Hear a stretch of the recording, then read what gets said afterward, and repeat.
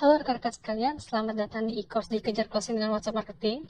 Pada kesempatan kali ini kita akan membahas tentang meraih ribuan kontak dari Facebook gratisan. Sudah siap ya untuk menyimak materinya?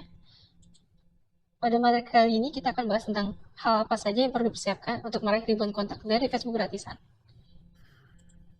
Beberapa poinnya antara lain, kolom prospek yang besar, leads magnet, dan juga proses whitelisting dari kontak yang masuk. Oke, kita bahas satu persatu terkait materi yang sudah disebutkan sebelumnya. Pertama terkait kolom prospek yang besar. Perlu teman-teman ketahui bahwa kolom prospek adalah wadah yang bertujuan untuk mengumpulkan banyak calon pembeli atau sebutan lainnya adalah calon prospek. Dengan semakin besarnya kolom prospek, maka makin banyak juga kontak WhatsApp yang kita miliki. Karena untuk meraih kontak WhatsApp ini, kita juga memanfaatkan konsep funneling. Jika teman-teman lihat dari gambar berikut, terlihat terkait proses funneling untuk mendapatkan kontak WhatsApp, yaitu dari kolom prospek, kita beri edukasi terlebih dahulu, baru mereka masuk ke kontak WhatsApp kita. Untuk memperbesar kolom prospek, ada beberapa hal yang bisa teman-teman lakukan. Di antaranya adalah konsisten add friends secara rutin setiap harinya. Dan untuk konsisten add friends setiap harinya, teman-teman maksimal hanya menambahkan 40 orang baru per harinya. Dan juga ketika kita add friend, maka pilihlah orang-orang yang tertarget. Dalam arti bahwa orang yang kita add friend adalah orang-orang yang sesuai dengan target market kita. Jangan sampai ketika kita ingin misalkan menjualkan produk untuk bayi, ternyata yang kita add friend ternyata adalah orang-orang yang belum menikah sama sekali gitu. Selanjutnya adalah konsisten posting status yang bermanfaat. Tujuannya adalah dengan semakin banyak kita konsisten posting status yang bermanfaat, maka akan makin banyak juga orang yang akan nge-like, nge-share, ataupun komen di postingan kita. Dengan begitu, postingan kita semakin viral, dan pada akhirnya semakin banyak juga orang yang meng-add kita sebagai temannya di Facebook. Selain itu juga kita harus konsisten bangun interaksi dengan para friend yang ada di Facebook kita. Jangan sampai ketika friend kita yang posting terkait sesuatu, kita biarkan begitu saja.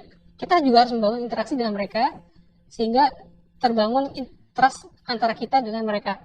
Sehingga ketika kita posting sesuatu, misalkan untuk add kontak atau apapun, mereka juga mau join. Dan kolom prospek ini tidak hanya melalui Facebook pribadi, tetapi juga dengan Facebook group. Dan untuk teknisnya pun juga sama. Jadi kita undang orang-orang untuk masuk ke Facebook group kita. Lalu ada pertanyaan, Mas, berapa sih sebenarnya kolom prospek yang bisa dibilang besar itu? Menurut saya, untuk kolom prospek Facebook profil pribadi, itu minimal ada 4.000 friend yang tertarget. Sedangkan untuk Facebook group ada 5.000.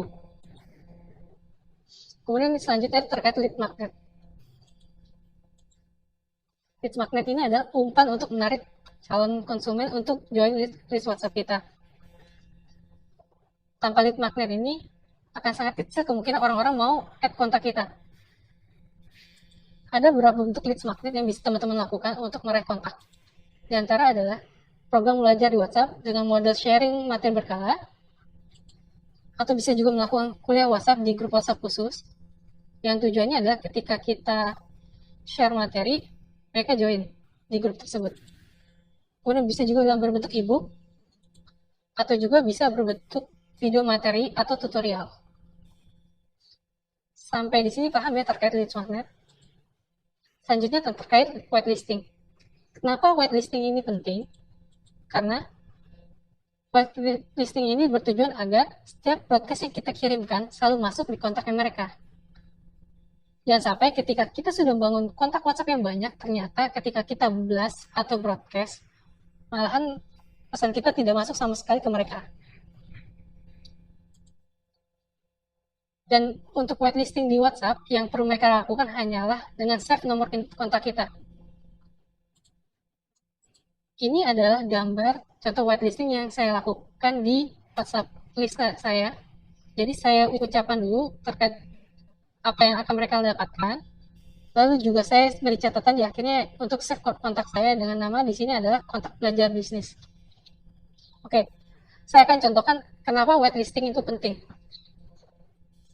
Ini adalah tampilan untuk contoh base list saya, di mana di sini ada 2 orang penerima, ada penerima 1 dan penerima 2. Nah, saya akan tes, saya chat dulu ke penerima 1.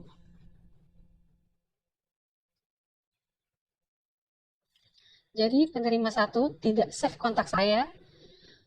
Oke, kita lanjut untuk ke penerima 2. Kita tes dulu.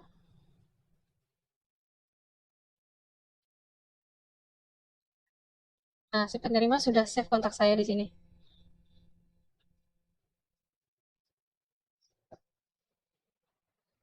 Oke, kita langsung untuk kirimkan pesan untuk base listnya.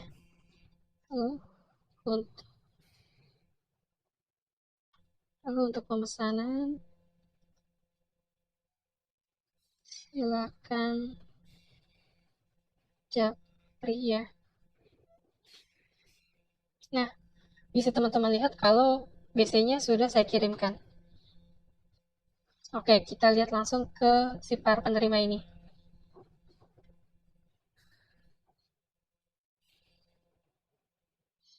Oke, kita lihat ke penerima 1. Di sini bisa teman-teman lihat bahwa BC yang saya kirimkan tidak masuk ke si penerima.